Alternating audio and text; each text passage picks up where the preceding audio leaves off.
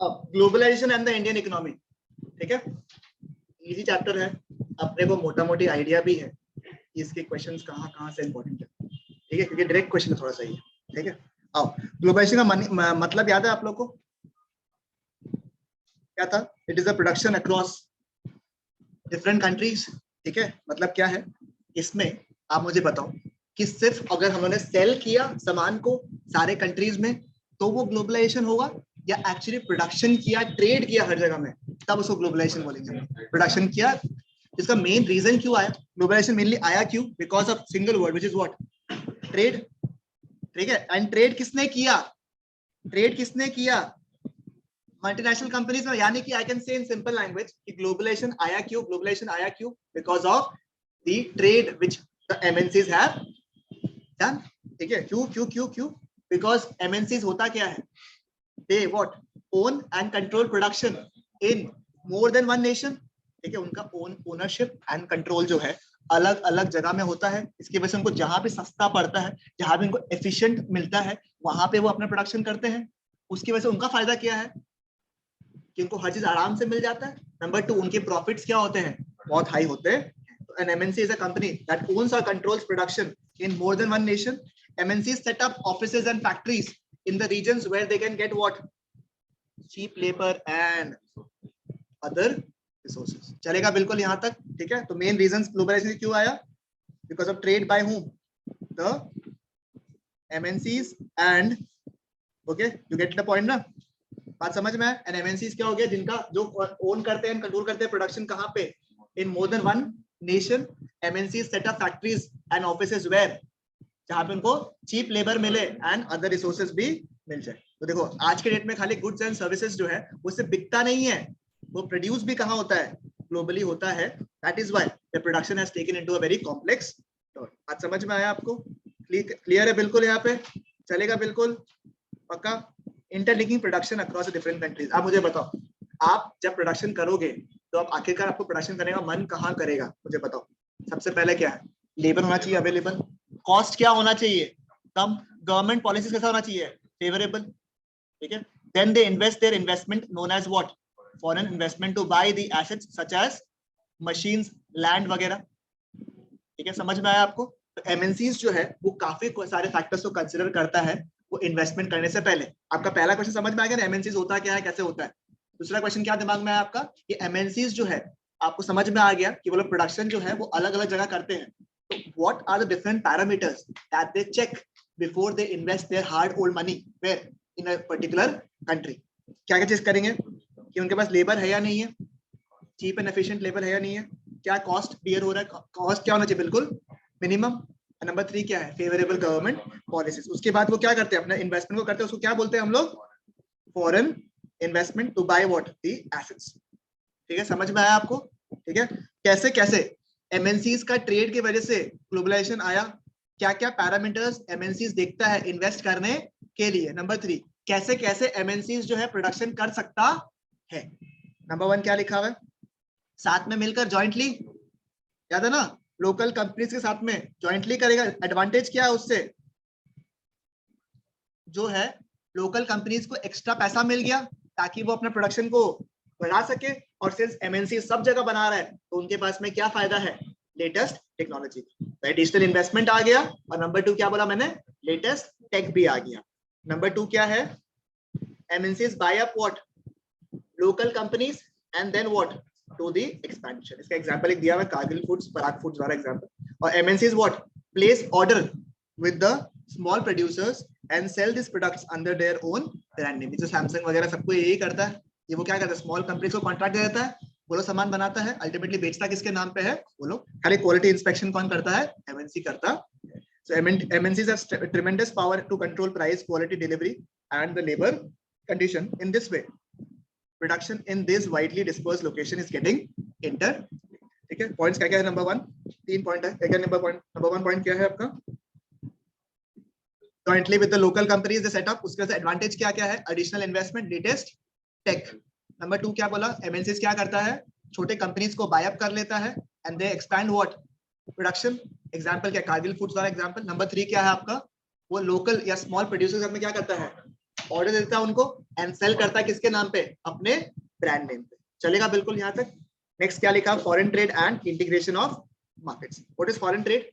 Foreign trade का मतलब क्या है कि अपॉर्चुनिटी मिल रहा है किसको, प्रोड्यूसर्स को, to go beyond what, the domestic market. इसके एडवांटेजेस भी है, डिसएडवांटेजेस भी है। डिसएडवांटेज क्या था आपका, वो एग्जांपल चाइनीज टॉयज वाला दिया हुआ था कि कभी कभी अगर बाहर के कंपनीज बहुत बड़े होते हैं तो as a result of that what will happen, जो छोटे प्लेयर्स है they can not compete with the bigger markets and as a result they tend to perish away from the market। ठीक है, एग्जांपल है चाइनीज टॉयज वाला example. और advantage किसको किसको मिलता है, एक कंज्यूमर को मिलता है। कंज्यूमर क्या मिलता है आपको, चॉइस ऑफ गुड्स मिलता है और उनको सही दाम में सामान मिलता है। प्रोड्यूसर को क्या फायदा है, they can sell their produce not only in the markets located within the country but also into different countries। Example Chinese market, उन्होंने अपने मार्केट में तो बेचा ही, साथ में पूरा ग्लोबलाइज कंट्री में आराम से बेचा। ठीक है, अब फॉरेन ट्रेड जो है it results in the interconnectivity of what, markets and the market of the different countries. अब फॉरेन ट्रेड और फॉरेन इन्वेस्टमेंट थोड़ा फर्क था। ठीक है, अभी के टाइम में उतना रेलेवेंट नहीं है, चलेगा। क्लियर है बिल्कुल यहाँ तक? पहला दो पन्ना एक बार देख लो फटाफट। ठीक है, पहला दो पन्ना फटाफट देख लीजिए, साथ में रह दोनों पेजेस जो है ना बिल्कुल इंटरलिंक पेजेस है, दिमाग में सेट करना है, सारे समझ में आपको आ जाएंगे। ग्लोबलाइजेशन का सबसे बड़ा इशू क्या बताया, समझ में सब कुछ आ रहा है, पॉइंट दिमाग में नहीं रहता है। इससे कोशिश करो रीड करने का, उसके बाद भी एक बार आप लोग भूलेगा, तो लोग जब अभी थर्ड टाइम रिवाइज करेगा तो फटाफट रिवाइज हो जाएगा। ठीक है,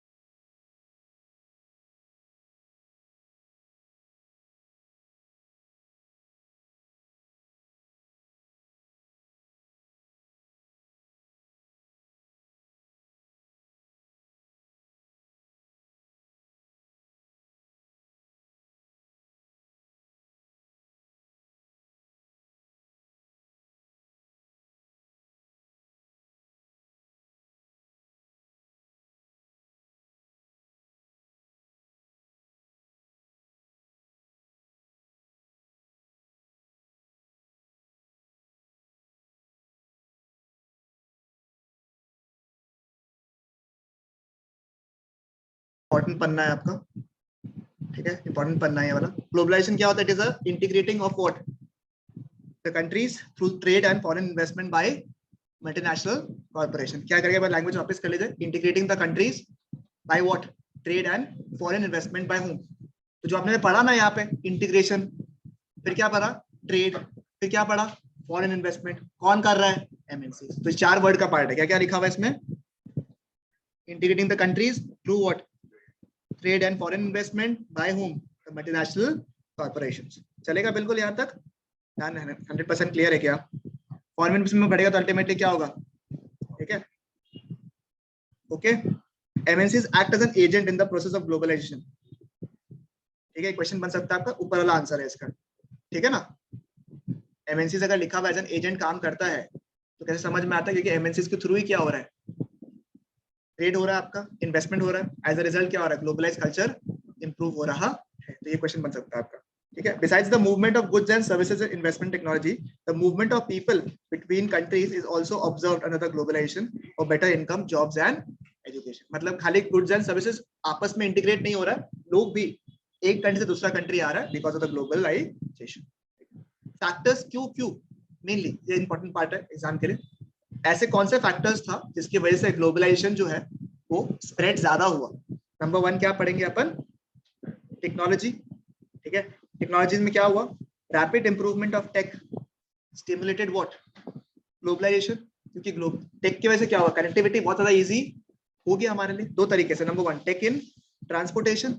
अब ट्रांसपोर्टेशन में टेक आने की वजह से क्या हुआ? प्रॉपर कहाँ पे सामान है, कहाँ पे कंटेनर है, कैसे आ रहा है, कहाँ से आ रहा है, सब कुछ ट्रैक करना बहुत ज्यादा इजी हो गया, और कॉस्ट भी क्या लगने लग गया?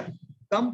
And technology and development of what? Information and communication technology. आपस में इंफॉर्मेशन एंड कम्युनिकेशन के थ्रू क्या हो रहा है आपका? आराम से हम लोग दूसरे को कनेक्ट कर पा रहे हैं। Use to connect one another around the world, access to information instantly and communicate from rural areas. ये भाई वाला पार्ट देखिए वापस टेक्नोलॉजी में। रैपिड टेक्नोलॉजी की वजह से क्या हुआ है? ग्लोबलाइजेशन क्या हुआ है? स्टिमुलेट हुआ है 2 तरीके से। क्या क्या है आपका? टेक इन ट्रांसपोर्टेशन एंड क्या लिखा हुआ number 2? Development in information and communication technology. Tech in transportation की वजह से क्या हुआ? कंटेनर्स वगैरह जो ट्रांसपोर्ट करता वो कंपैरेटिवली फास्टर रेट डिलीवरी हुआ and at lower cost. And number 2 क्या हुआ? Development in technology and information की वजह से क्या हुआ? एक दूसरे से कनेक्ट करना इजी हो गया, इंफॉर्मेशन आराम से फटाफट आप सेंड कर सकते हो, और रूरल एरियाज में कम्युनिकेशन भी इंप्रूव हो गया। चलेगा बिल्कुल यहाँ तक, ठीक है। और सेकंड पॉइंट क्या है आपका? Liberalisation of what? Foreign trade and foreign investment. ठीक है, इसमें क्या क्या है आपका? लिबरलाइजेशन का मतलब क्या है? छूट, ठीक है। बैरियर्स जो लगा हुआ था, ट्रेड बैरियर्स पहले लगा हुआ था ताकि लोग बाग कंट्रीज में क्या हो? इंपोर्ट्स कम हो, ताकि देश का खुद का जो प्रोड्यूसर्स है वो ज्यादा डेवलप हो। बट अल्टीमेटली क्या हुआ हम लोग? इंडिया का क्या हुआ? इंडिया ने पहले क्या किया था? ट्रेड बैरियर्स जो था उसको इनैक्ट करके रखा। क्यों इनैक्ट करके रखा गवर्नमेंट ने इनिशियली? ताकि जो उनके लोकल प्रोड्यूसर्स है वो क्या हो सके, मतलब होता है ना, बच सके, क्योंकि बाहरी कंपटीशन बहुत हाई है, ठीक है। तो इंडिया ने क्या इंपोर्ट किया था? सिर्फ और सिर्फ एसेंशियल गुड्स को पहले इंपोर्ट उन्होंने किया था, याद है आप लोग को?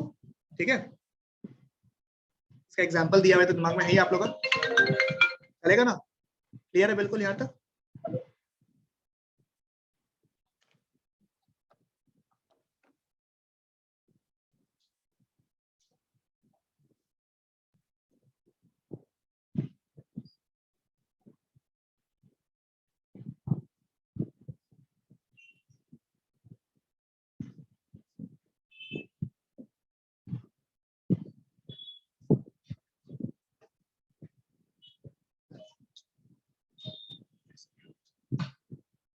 हेलो सर, 10 मिनट दीजिए ना सर, मैं कॉल करता हूँ, क्लास ले रहा है।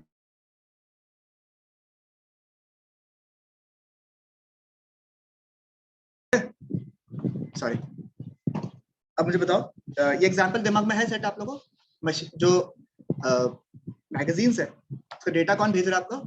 लंदन से, और प्रिंट कहाँ हो रहा है? इंडिया। तो ये हो गया टेक का फायदा, ठीक है। यहाँ पे देखिए, पहले इंडिया ने क्या किया था? ट्रेड बैरियर्स लगाया ताकि अपने जो खुद के कंपनीज है वो क्या हो सके? प्रोटेक्ट हो सके, बच सके, ठीक है। और उन्होंने क्या अलाउ किया? सिर्फ और सिर्फ एसेंशियल गुड्स को अलाउ किया। उसके बाद क्या हुआ?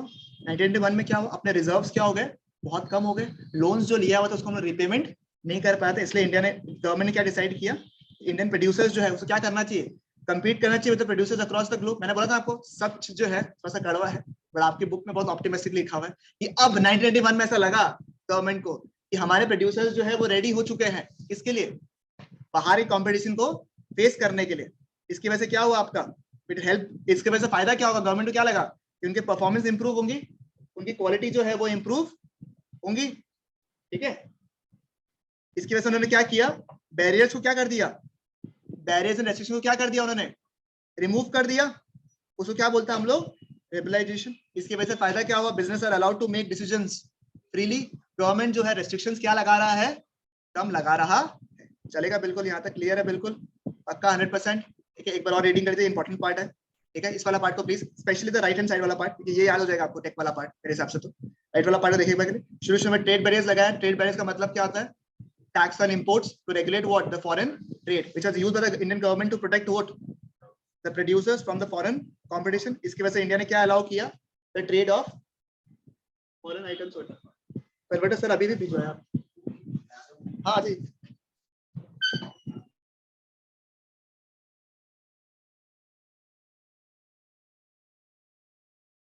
ठीक है, समझ में आया आपको, क्लियर है बिल्कुल यहाँ तक। उसके बाद कौन सा आया आपका, लिबरलाइजेशन वाला पार्ट आया आपका। ठीक है, गवर्नमेंट डिसाइड क्या किया आपका कि इंडियन प्रोड्यूसर्स क्या करेगा अभी, compete करेगा with the what, producers across the globe. इसकी वजह से फायदा क्या होगा आपका, उनका परफॉर्मेंस इंप्रूव होगा, क्वालिटी इंप्रूव होगा। ठीक है, ट्रेड बैरियर से क्या फायदा, तो इसकी वजह से क्या किया गवर्नमेंट ने, ट्रेड बैरियर्स जो है उसको क्या कर दिया, रिमूव कर दिया। अब बिजनेस को क्या फायदा हुआ, they can make the decisions freely, government impose कर सकता है लेस अमाउंट ऑफ रेस्ट्रिक्शंस। बिल्कुल क्लियर है यहाँ तक, चलेगा। इस बार इनफॉर्मल नोट्स याद है आप लोग को, फिर कुछ फॉर्मल क्वेश्चंस याद है आप लोग को, पॉजिटिव इंपैक्ट ग्लोबलाइजेशन का।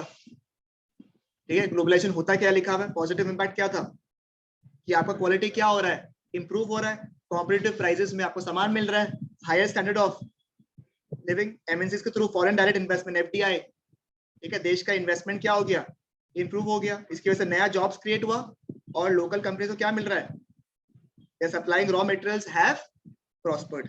फिर it helps the government to emerge as what, multinational competition, क्योंकि कंपटीशन इंप्रूव हो गया, नया टेक्नोलॉजी आया, तो देश में क्या, जो देश का लोकल कंपनीज है वो क्या बन गया, एमएनसीज बन गए।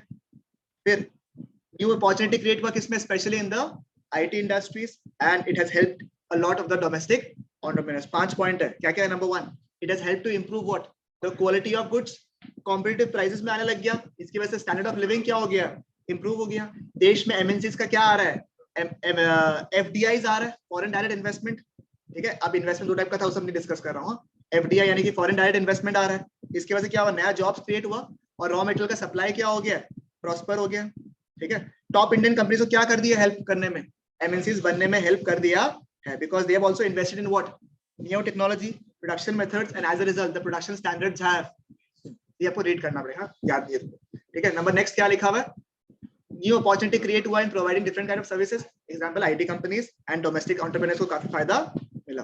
नेगेटिव इंपैक्ट भी कुछ था क्या, unemployment and poverty improve increase हो गया। ठीक है, और अल्टीमेटली ग्लोबलाइजेशन में क्या हो रहा है, कुछ लोग ही कंट्रोल करते हैं, उनको हमें फॉलो करना जरूरी हो गया। और ग्लोबलाइजेशन जनरली किसको हेल्प किया है, ये इंपॉर्टेंट पॉइंट है, डेवलप कंट्रीज को ज्यादा हेल्प किया, वेस्टर्न कंट्रीज को ज्यादा हेल्प किया।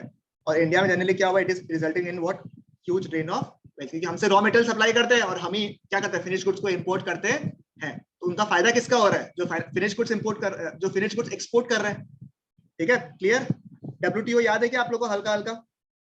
ठीक है, एक सेकंड। ठीक है,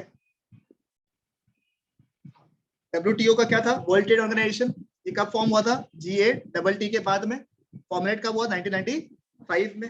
हेडक्वार्टर कहाँ पे, जेनेवा, स्विट्जरलैंड। मेजर फंक्शन क्या क्या है इनका, इंटरनेशनल ट्रेड को बढ़ाना, चाहे वो बायलैटरल ट्रेड हो दो कंट्रीज के बीच में, या फिर मल्टीलैटरल ट्रेड हो मल्टीपल कंट्रीज के बीच में। और इन्होंने क्या किया, टैरिफ्स और नॉन टैरिफ बैरियर्स जो था उनको क्या कर दिया उन्होंने, रिमूव किया। ठीक है, नंबर 3 क्या है, enlarge production and trade services, ये सारे नॉर्मल पॉइंट्स है। ठीक है, एनवायरनमेंट को प्रोटेक्ट किया, रिसोर्सेज क्या कर दिया उन्होंने, वर्ल्ड रिसोर्सेज को क्या कर दिया, ऑप्टिमाइज तरीके से यूज किया। तो सारे बेसिक पॉइंट्स है, ये अगर आप बाई चांस अभी भूल भी गए हो ना, तब भी 2-3 बार पढ़ोगे, रीड हो जाएगा, याद हो जाएगा आप लोगों को वापस, कोई वो वाली बात नहीं है कि आप लोग भूल गए क्या हो गया। ठीक है, ड्रॉबैक्स क्या क्या है, ये किसको फेवर करते हैं जनरली, डेवलप्ड नेशंस को। और ये डेवलपिंग कंट्रीज जो है, they have been cheated because they are not been, they are forced to open the markets for the developed countries and access the markets to the developed countries. याद है ना, US का example दिया था आपको कि इंडिया को बोला कि सारा मार्केट्स खोलो, और यूएस खुद क्या बोला कि मैं अपना ये सब इंडस्ट्री, जब कुछ कुछ स्पेसिफिक मार्केट्स जो है उसमें इंपोर्ट क्या कर देगा, रेस्ट्रिक्टेड या बैन करके रखा। और समझ में आया आपको, उसमें भी डब्ल्यूटीओ ने कुछ बोला नहीं। फंक्शंस वाला पार्ट समझ में आया आप लोग को, क्लियर है बिल्कुल। उन्होंने क्या किया, इंटरनेशनल ट्रेड को बढ़ाया, बायलैटरल ट्रेड और मल्टीलैटरल ट्रेड को क्या कर दिया, इंप्रूव किया। Tariff and non tariff barriers को क्या कर दिया, रिमूव किया। ठीक है। उसकी वजह से क्या हुआ आपका, कुछ भी इशू आता है ट्रेड में तो कौन बीच में आता है, World Trade Organisation. Production and trade services में हेल्प किया, optimum utilisation of what, world resources और एनवायरनमेंट में जनरली, क्योंकि रिसोर्सेज को प्रॉपर्ली यूज कर रहे हैं हम लोग, इसकी वजह से एनवायरनमेंट में जो नुकसान है वो कम हो रहा है। As a result the environment is protected. Drawbacks याद है क्या, डेवलप नेशन को ज्यादा फेवर मिलता है, डेवलपिंग कंट्रीज को मार्केट ओपन करने के लिए बोलता है, ठीक है। एमएनसीज वाला पार्ट क्लियर है, मेरे को सबसे पहले कराने का दरकार नहीं है, एमएनसीज वाला पार्ट तो हो ही गया आप लोगों का। मेन गाइडिंग फैक्टर्स तो याद है, करवा दिया तो 4-5 पॉइंट आप लोगों को यहाँ से 2-3 पॉइंट आपको एक्स्ट्रा यहाँ पे दिया हुआ, अगर इनकेस आपको याद करना तो। इफेक्ट्स क्या क्या है आपका, अच्छा रहा है क्या एमएनसीज हर जगह में, क्या ग्लोबलाइजेशन हर जगह में फेवरेबल रहा है, ये आंसर इज नो। क्यों, क्योंकि कुछ कुछ लोगों का जॉब्स क्या हो गया, सिक्योर नहीं रहा, a lot of workers have lost their jobs क्योंकि उनको रिक्वायरमेंट अलग थी, ठीक है, और वेजेस क्या हो रहा उनका, कम रहता, ठीक है। Situations of working is bad, कुछ एग्जांपल्स दिया हुआ है आपका, ठीक है। सोशल वैल्यूज वाला चीज it is not just important, ठीक है। तो ये लास्ट के पेजेस जो है इतना इंपॉर्टेंट नहीं है, इसको रीडिंग करना है आपको ये पार्ट, ठीक है, चलेगा आपको, ठीक है। एक काम करो ना प्लीज, ग्लोबलाइजेशन हल्का हल्का आप लोगों को याद नहीं है मेरे हिसाब से, दिख रहा है आपको, ठीक है, एक बार पढ़ लो अच्छे से, ठीक है। जस्ट इन केस अगर आपको टाइम भी लगता है, ठीक है, एक काम करो आप लोग, ठीक है, इसको एक बार रीड कर लो आप अच्छे से, ग्लोबलाइजेशन वाला पार्ट को प्रॉपर्ली यहीं पे रीड कर लो अच्छे से,